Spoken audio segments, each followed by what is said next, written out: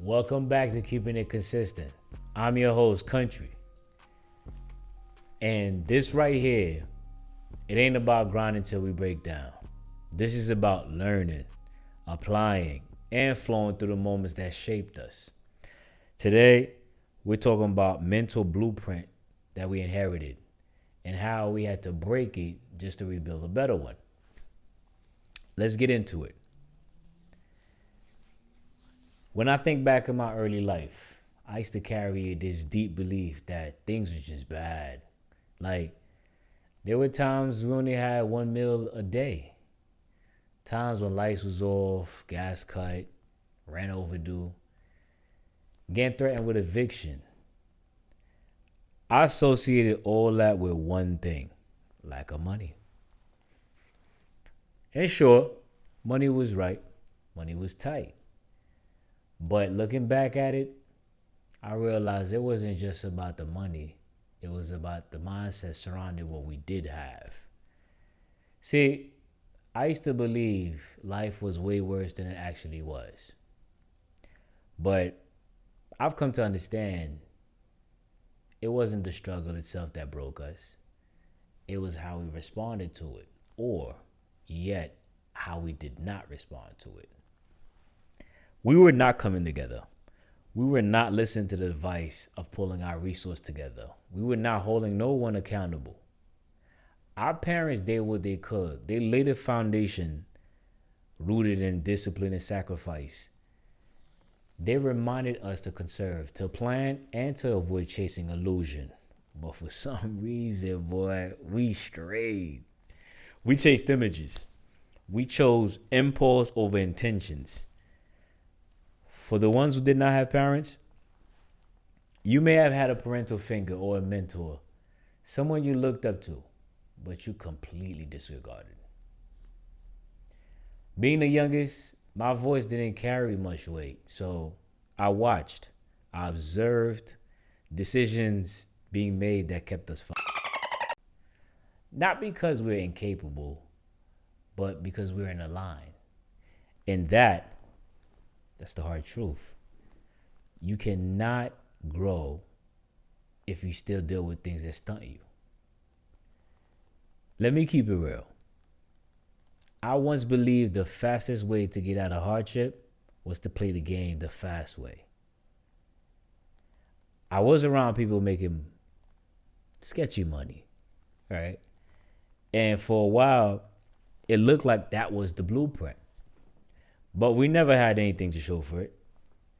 Besides the clothes, the materialistic things, the cars, the jewelries, the nice sneakers, our bills were still unpaid, no savings, no contingency plans. We were not investing in the future.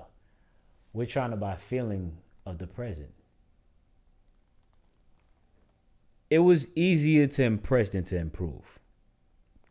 I remember me and a good friend once took a trip. It was a 10K credit card situation, shady shit, right? We didn't see a single dime in return. Nothing. That car ride home was quiet, man. It was quiet. I remember thinking, yo, how do people actually make money? That one question opened the door to many more. What is money? What is value? What do I want really out this life? To redo your mindset, you gotta be willing to be uncomfortable. You have to unlearn quick fix. You have to question what you would thought. And most important, you gotta educate yourself, even when you're not in the mood, man. That was the shift. I had to create habits that went against what I'm used to. Instead of going out, I stayed and studied. Instead of spending, I did a budget. Instead of chasing distractions, I practiced discipline, man. The old mindset said, why wait when you can flex now? The new mindset said, Build something that can't be taken away. And I realize real power is not how you look when you walk in a room. It's what you know when you leave the room. It's what you applied when no one was watching. Undoing is not just about forgetting. It's about replacing what no longer serves you, what truly moves you forward, right? This ain't about motivation. It's about dedication. It's not about grinding. It's about learning. And applying what you learn.